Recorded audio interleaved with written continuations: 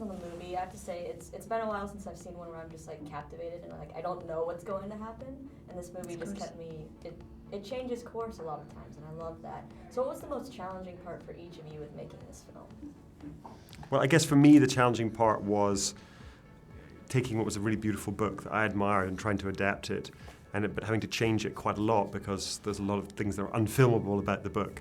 So, but trying to capture the essence of it in film, and that was really difficult. I think for me, probably the most difficult thing was making sure that Daisy was hard enough to begin with, and that she really had this very tough, hard exterior that made her very difficult to be around and quite unlikable, but still balance that a little bit with the vulnerability that you see when she's on her own, hopefully, and hopefully make her unlikable enough, but not so unlikable that people don't care about her. Still I likable, guess. like there's that Yeah, hope in there. yeah. They don't want her to die, you know. And I read a quote from the book that said, like, every war has turning points and every person too. So what's been a turning point in your careers that's changed how you live now or just your career in general? What's been the big turning point? Oh God.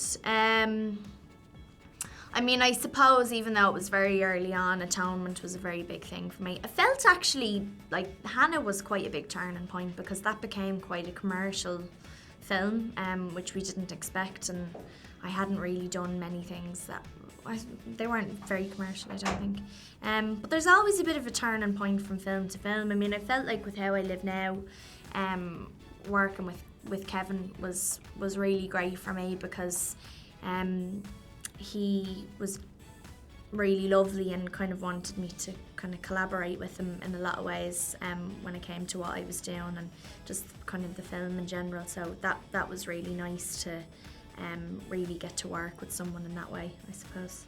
Turning points in my career. Well, I think Saoirse's right that almost every film you do, it takes up so much of your life, and you give so much to it that actually in one way or another, for good or ill, it's a turning point. But I think for me, probably, I made a film called Touching the Void, which is a mountain climbing film about 10 years ago now. And that was probably a turning point because it was the first time I worked with actors at all. And it was a documentary, but it had some reconstruction elements in it.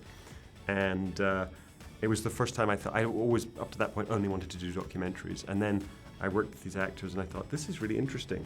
There's something so different going on here, you know, working with actors. And that was a big turning point in my career. And between your past roles, like Hannah and The Way Back, and this movie, I feel like you're the perfect person to have around if the apocalypse does come. So have you picked up any skills? Give me some nunchucks, right? and I'll keep you safe, is all I'm saying, you know. Yeah, I think I'd be really handy to keep around. Keep people entertained. Sing them an Irish ballad when things get tough. Get a little sentimental. Get sleepy and then you're like, oh, here we go. Yeah, exactly. Get the potatoes out, get the tea out. I can make the tea for everyone. That's a saviour for me. And last thing, you're obviously one of the most sought after young actresses in Hollywood right now, and your name's thrown around for so many big projects, and the latest one is Fantastic Four. Is that a real rumor, or? I don't think so. Well, I suppose it is a rumour, but... Oh, is it a real rumour? Yeah, I don't know if that is. I think that's no just you. No, I haven't auditioned for it or anything like that, you know. So I don't know what's happening there.